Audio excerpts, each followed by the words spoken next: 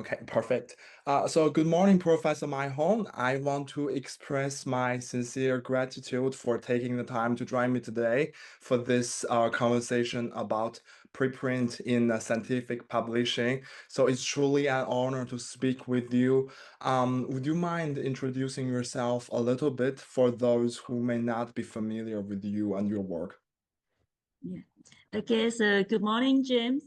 My name is Mai Huong. I'm an associate professor in biotechnology at University of Science and Technology of Hanoi. So I'm work in the field of life science, especially in plant biotechnology. Yeah. So nice to meet you, and I'm very happy to share with you about the preprint about open science. Yeah. Yes, absolutely. Thank you. So let me start from this. So how often do you post or use preprints in your research workflow? Yeah, so I have used preprint about around 5, 6 times during past few years. So I usually use bioarchive for the Yeah. research in biotechnology, and Mhm. sometimes I use Research Square because it's suggested by some systems like Springer. Yeah, Yeah. so they propose us to use Research Square. So I use that based on the some suggestions by the journals, and also sometimes because my research is something is really long research, involve a lot of and when we discover some interesting thing, we would like to some kind record the priority for this research. And in my research field in plant biotechnology, so in some prestigious journals, so the review process is really long. Sometimes it's 1 years and a half or 2 years. So a review process. So we're afraid of the loss the originality of our research. So that's why we put in the preprint to record our priority of the finding. Yeah, it makes sense. Yes, that's what you said. I feel the same. Exactly. So, what kind of response have you received from the scientific community when you post the preprints? Do you want to share some stories about that? Yeah. So before how to say I know preprint via my college when we collaborate with some college Yeah. in France. So they start to talk about the preprint, and initially I don't really understand about that. I think that is just the repository to put the data, for example, transcriptomic data or the sequencing data. But after that, when I read some papers, some manuscript from them, and I found that is interesting. So I tried to put it in preprint. So very interesting that when we put and we share the information about that, and there are some colleagues from India, from UK, they say that, oh, they work in the same field, and they also find in their research, they also find some similar results.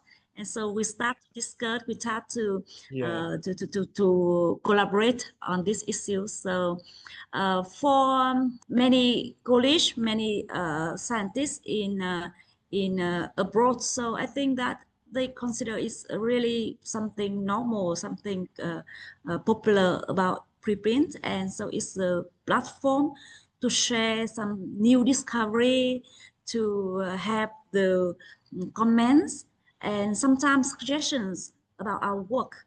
Yeah, and sometimes they also give some comment to something that we need to improve. Yeah, so I think that preprints is some kind of early review also platform, and I really appreciate that. Cool, cool. It's a very positive feedback. I can feel it from your talking.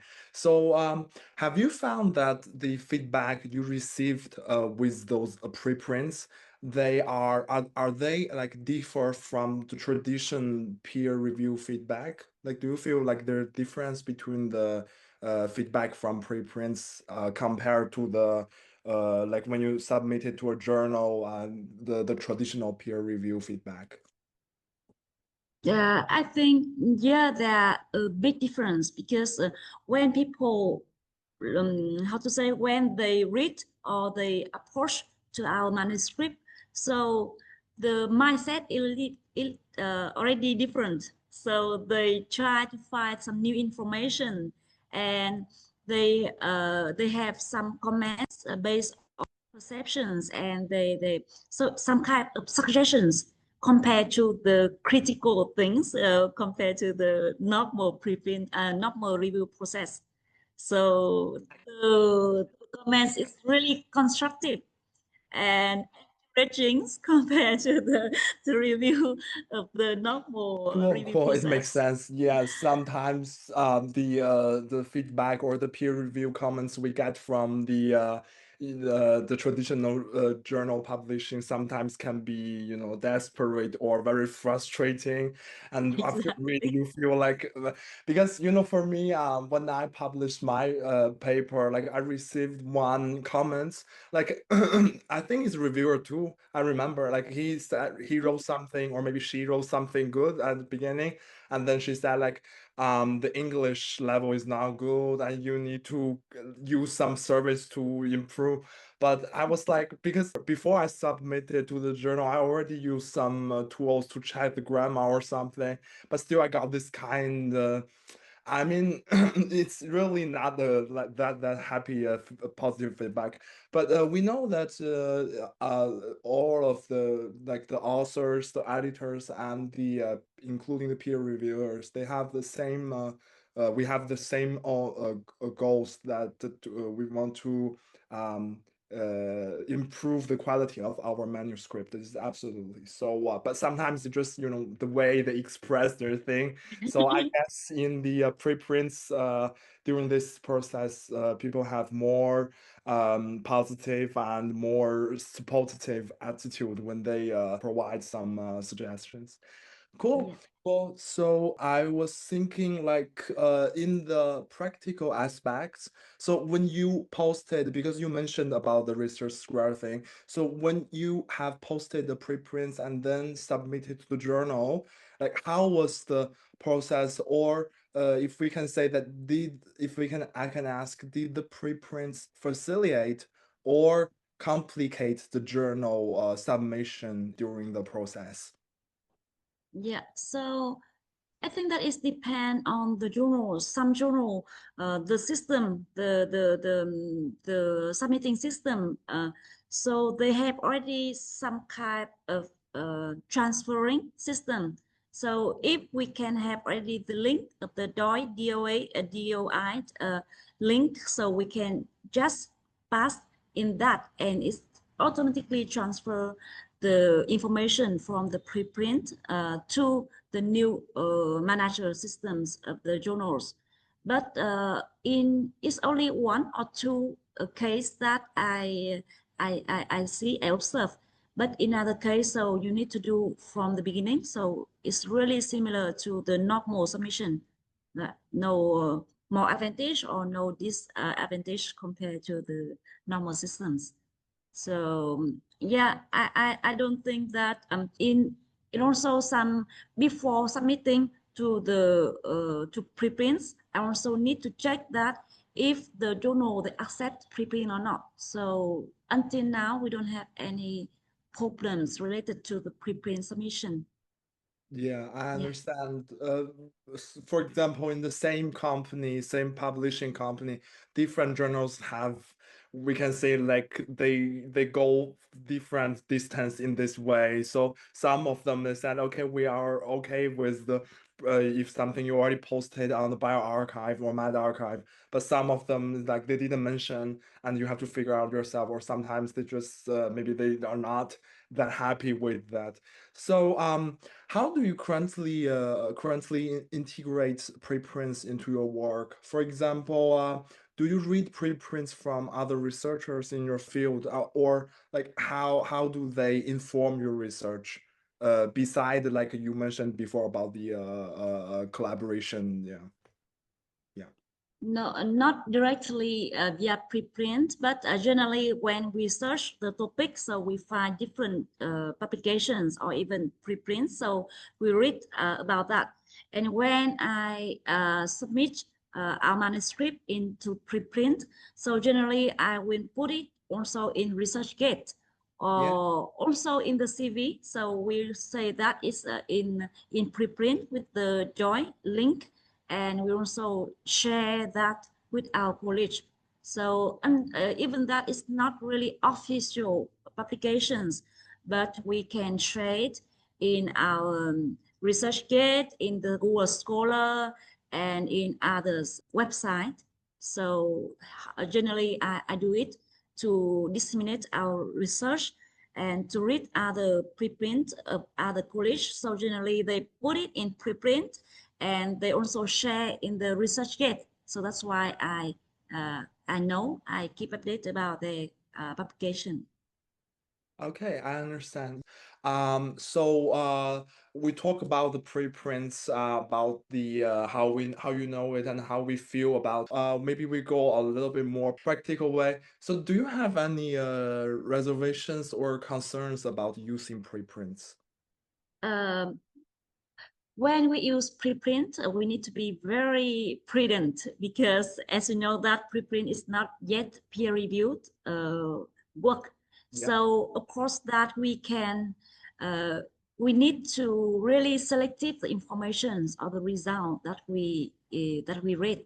So, for the senior researchers or the research we have already the experience of doing the review, so we understand that which information we can believe or we can really confident on that. But for the juniors, for the student, so I think that the first point that the student, the the critical thinking is not really as we expect. So sometimes they overrate or overinterpret the data, the result published in the preprint. So I think that is the most important concern about using preprint. Yeah. And the second concern is as well. So, for example, when the first I put my result into preprint, so after several peer review process, so we also found that some results maybe still have some mistake or some flaws about that. So we need to revise based on our reviewer. So, but when we put everything on preprint, so it's already fixed and we cannot change. So I think that we need to really careful about the what we put on preprint because after that we cannot change. So when you believe we chose about the robustness of the result, so we can put in it. And after that, after the peer review, after published in other journals, so they don't have any inconsistency about the result. That yeah. And the third concern about using preprint that when the result is not really measured enough. So even that you record the priority, the originality of the result, but maybe other people can still develop and maybe do something very quickly. Yeah, so I think that is also in the very competitive work. So it's very important to put on the preprint, but also we need to do it quickly and to complete it, to publish it before. Because my first preprint that I published the paper on the plant journals. I submit the paper in the plant journal. So it takes about almost 2 years from the submitting to the publication. So that's why I think that is, yeah, it's very important to put in the preprint. And after that, you are then you are to follow the peer review process. So Yeah. if I understand right, so you feel like the preprints, for example, the post on bioarchive, uh, the thing like you said, the everything is fixed. So it means it's good results, but still you mentioned like you thinking that it still have room to improve, right? It still have rooms to improve. And also and you mentioned like afterwards, like you said, when you posted this thing on the bioarchive on the preprints platforms, you feel like this is to demonstrate your like up-to-date results, the most up-to-date results, your innovative idea, your most important the work you conducted so far. So I agree with that. But this is also what the purpose or the aims when the bioarchive or the MindArchive or other platforms when they created for, because they are more like become popular or come into like public in the COVID times, right? Because that time things got delayed, especially in the publication. And like you said, like your experience is like 2 years to get the first paper from manuscript until it got done in the journal. So during the COVID, I think things got delayed, and then people want to know like how can I tell everyone or how can I demonstrate my latest results, scientific story to everyone. You're right. I totally agree with you on that. I have another question about have you experienced any like barriers, either institutional, cultural, or technical to using preprints more widely? So yeah, I found a lot of advantage of using preprint and also some concern as we explained. So the barrier, technically, the barrier that uh, in Vietnam, in our country, that preprint is not really popular.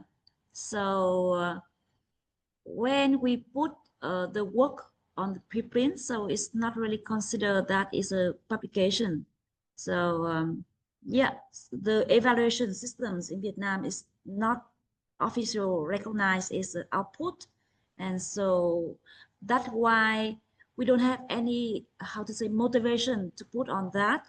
It's just we want to recognize our research. We want to get some feedback from others. So it's really personally purpose, not any other purpose of that.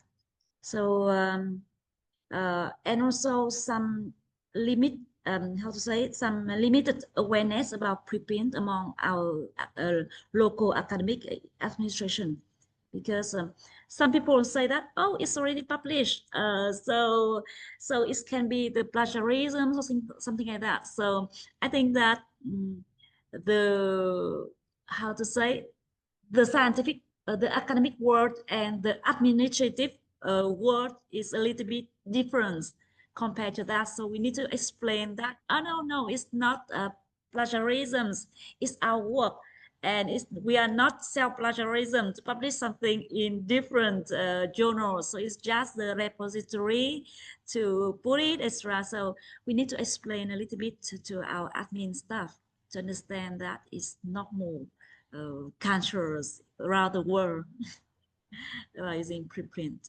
I totally understand because for me, like from the moment you're doing PhD and then you go to become like independent researcher, all those times, there's one thing we can't like avoid or escape is that we keep asking for fundings, right? We keep writing for applications to every chance we have. So, for me, I have some chance to do some application too. So some of them, like let's say, I think this kind of belong to the institutional way or part because like some of the applications when I uploading my background, they ask for the publication, but sometimes they including the if I have they will ask about the preprints on bioarchive. But sometimes they don't care or they don't know. I think when it's gonna take time for this whole from academia and to the industry and all the whole the founding part of the administration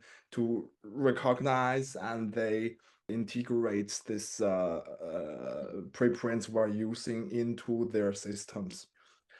So, finally, based on your experiences, would you recommend preprints to other researchers, particularly earlier career scientists in Vietnam and worldwide? So for the scientists, especially for the how to say senior scientists, I think that is absolutely yes, because we see all the advantage of using preprint to get the early citations, to get the connections with the peer, with the other college, to how to say, and even one things Mhm. a little bit pragmatically is about that Yeah. in Vietnam, when we publish in the open access, so we really it's really expensive, Mhm. yeah, to disseminate our research finding. So generally, I use a subscription option. So this means that it's really close to other Yeah. readers. But when we put in preprint, so all other people can access to our findings. So we talk about the open science, and even that later when we publish in the subscription or closed systems for, but our work is still how to say approached by all the audience. So I think that for our work, uh, if we want to disseminate our results, so preprint is really how to say a very uh, good option to do that.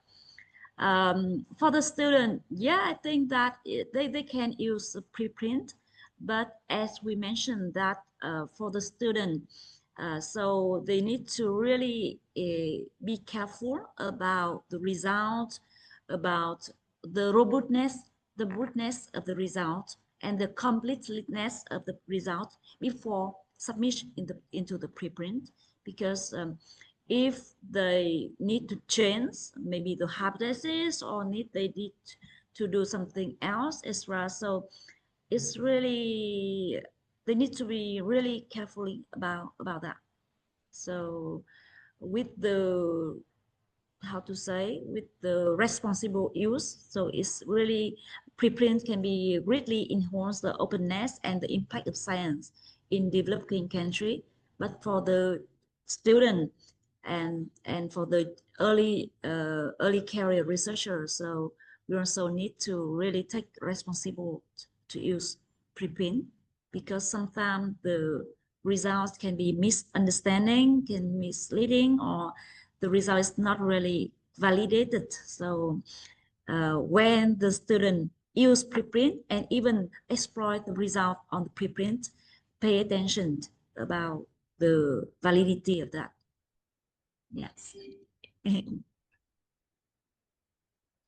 Really helpful. Thank you. Thank you. Yes. You give a lot of very constructive suggestions for researchers in different levels, like early career and also students.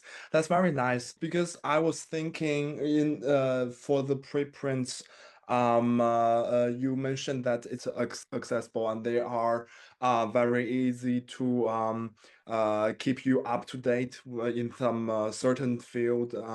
That's good. Actually, for myself, I don't have a chance to publish with preprints, but I think this is a good thing with open science, and I try to providing or serving for this, if we can say, community. So that's what I'm doing with the ASAP Bio now. Like we want to hear the voice from the whole scientists from different area in all around the world, and how they think about this preprints using and what they think advantages and what are the disadvantages.